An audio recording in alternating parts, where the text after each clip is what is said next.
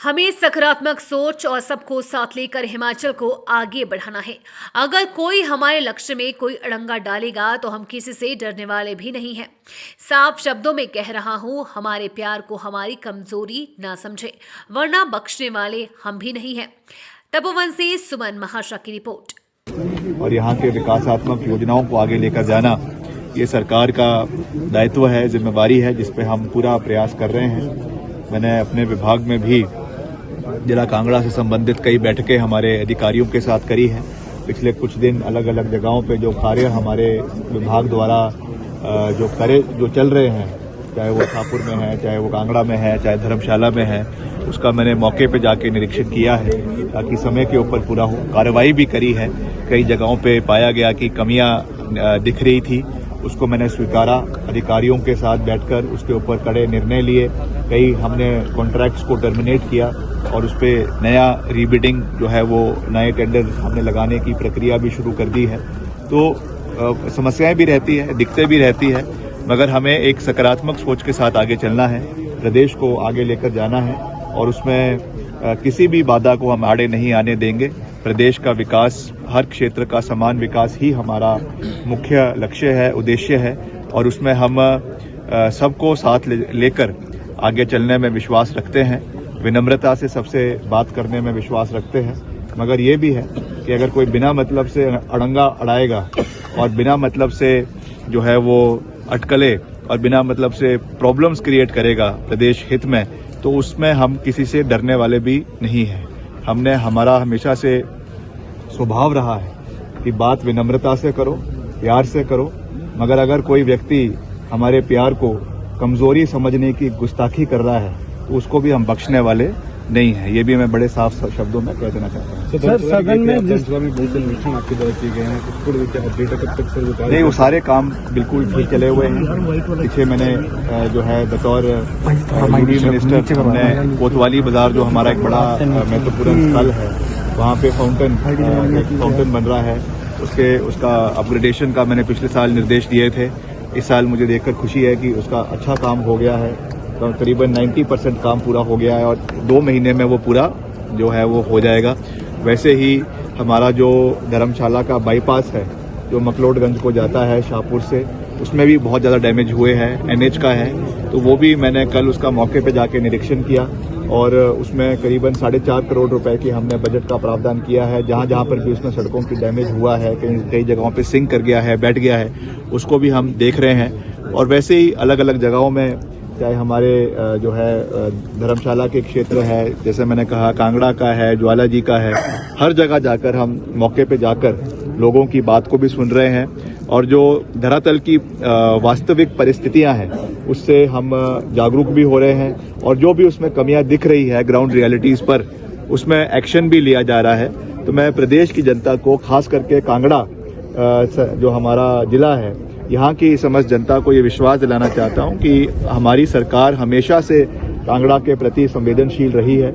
आज अगर ये विधानसभा का सत्र हमारे धर्मशाला के अंदर हो रहा है, इतना बड़ा भवन अगर ये यहाँ पे बना है, तो ये कांग्रेस पार्टी की सोच की वजह से ये कार्य पूरा हुआ है। राजा वीरभद्र सिंह जी जब मुख्यमंत्री थे, उन्होंने इस विधानसभा का यहाँ पे गठन करवाया, ये भव्य इमारत उन्होंने यहाँ पे कांगड़ा में दी है। तो ये हम सब का दायित्व है कि कांगड़ा जिला की जो भी विकासात्मक योजनाएं हैं, यहाँ के कार्य है, उसको हम मिलकर आगे लेकर जाए और उसमें केंद्र की जो योजनाएं हैं उसका भी जो लाभ है वो पूरा लाभ हिमाचल को मिलना चाहिए।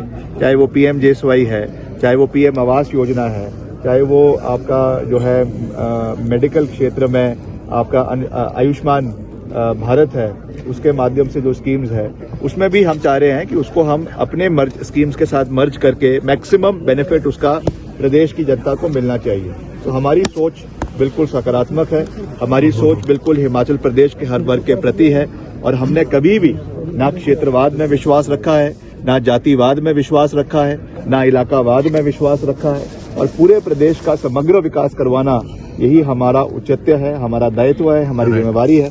और इस दायित्व से हम कभी भी पीछे नहीं हटेंगे। जिस तरह से बिलो द बेल्ट सेशन में बयानबाजियां हो रही हैं और हाउस में जंड करना पड़ा कुछ मिनट के लिए, किस तरह देखते हैं ये हिमाचल प्रदेश विधानसभा की गरिमा को? देखिए, विपक्ष का मैं समझता हूं कि वैसे तो विपक्ष में बहुत से सीनियर लोग हैं, सभी मेरे से भी उम्र में भी सीनियर है और टर्म्स में भी हमसे सीनियर है।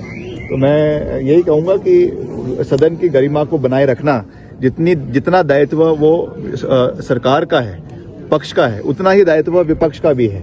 अब हर चीज पे अगर विपक्ष के साथी टीका टिप्पणी करेंगे, हर चीज पे जो है पर्सनल कमेंट्स पास करेंगे, मैंने पहले भी कहा कि ये मंच, विधानसभा का जो मंच है, ये आपसी नाराजगियां या आपसी घर के जो मसले हैं उनको उठाने का ये मंच नहीं है।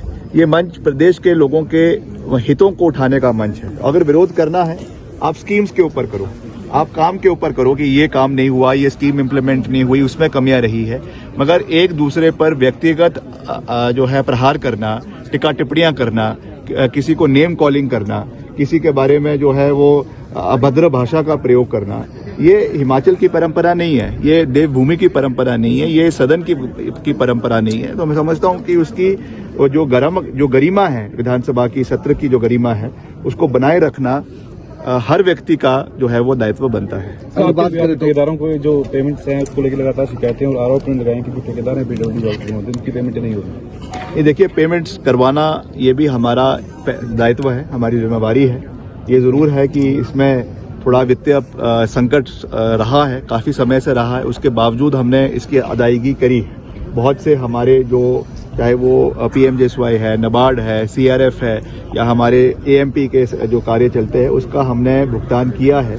कुछ पेंडिंग भी है, मैं उस चीज को भी मानता हूं और हम लगातार इस विषय को जो वित्त विभाग है उनसे उठा भी रहे हैं, मुख्यमंत्री जी से उठा रहे हैं और जैसे जैसे ये कार्य होता रहेगा उसको हम इंस्टॉलमेंट्स में करने का पूरा प्रयास कर रहे हैं। मैं लगातार जितने भी ठेकेदार एसोसिएशन के लोग हैं, साथी हैं, उनसे मैं लगातार बात करता हूं, चर्चा करता हूं। जो वास्तविक परिस्थितियां हैं उससे भी मैं उनको आगाह करता हूं और मैं उनको बिल्कुल साफ तरीके से, पारदर्शी तरीके से समझाता हूं कि ये स्थिति है, हमने इसको निपटना है, मिलकर निपटना है।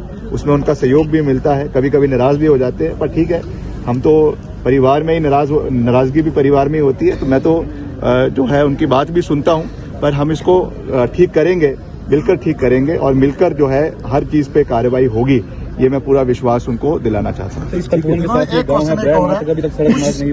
बिल्डिंग है, 1 साल हो गया उद्घाटन हुए, उसके बाद भी पेमेंट नहीं हुई है। और आपका एक बयान था जिसमें आपने बोला कि मंजी ठोकनी ठेकेदारों की, उससे हम बहुत आहत हैं। उसका क्या मतलब है वो हमें नहीं समझ आई।